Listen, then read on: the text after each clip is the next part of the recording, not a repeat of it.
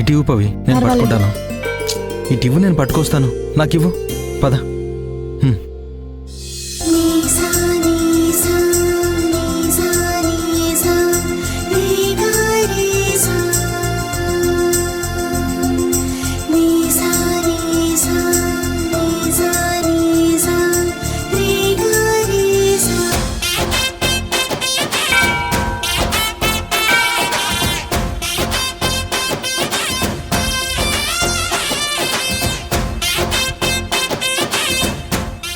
ఈ గుడి చాలా పవర్ఫుల్ పవి.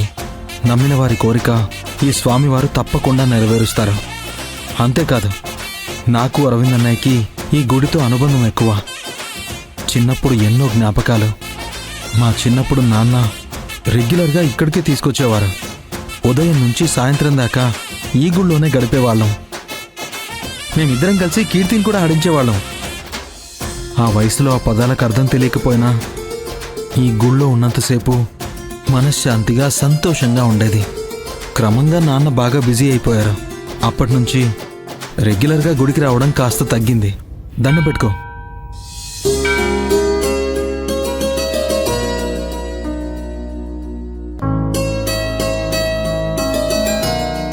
నమస్కారం పూజారి గారు. నమస్కారం ఆదిబాబు. తను పవిత్ర. చల్లగా ఉండమ్మా. మీ జంటను చూస్తే ముచ్చటగా ఉంది. సీతారాముల్లా ఉన్నారు. మీకు ఆ పార్వతీ పరమేశ్వర్ల ఆశీర్వాదం ఎప్పుడూ ఉంటుంది. ఈ గుడి చాలా ప్రశస్తమైందమ్మా. ఎంతో అదృష్టం ఉంటే తప్ప ఈ గుడికి రాలేరు. ఒక్కసారి గుడి ప్రాంగణంలోకి అడుగుపెట్టి స్వామివారిని చూసిన వెంటనే చెడు కర్మంతా తొలగిపోయి అంతా శుభం కలుగుతుంది. ఇక మీ జంట కలకాలం సుఖంగా ఉంటుంది.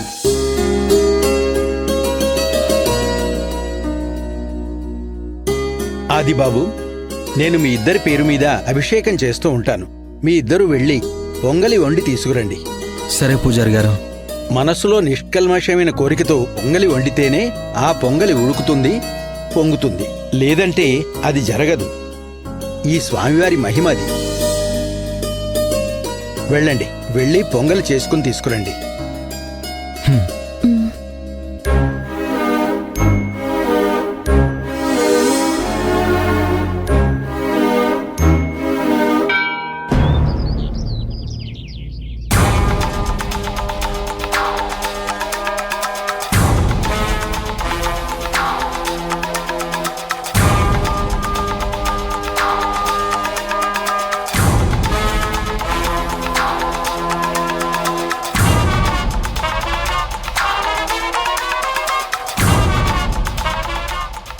ఆచారి గారు ఇంటికొస్తారని సీత అంది.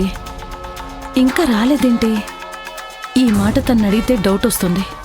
డైరెక్ట్గా చక్రవర్తి అనేనే అడుగుదాం.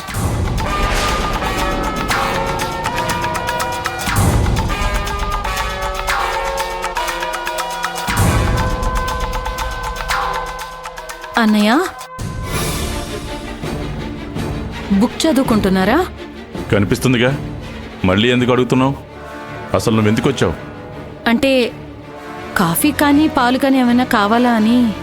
ముందు నీకేం కావాలో చెప్పు.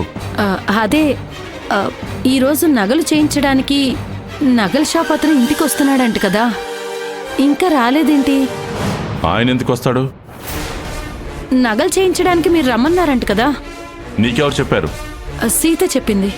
వెళ్ళి సీతనే అడుగు. నన్నెందుకు అడుగుతున్నావు? నాకిప్పుడు నగలు చేయించే ఉద్దేశం ఏమీ లేదు. వెళ్ళి ఇక్కడి నుంచి.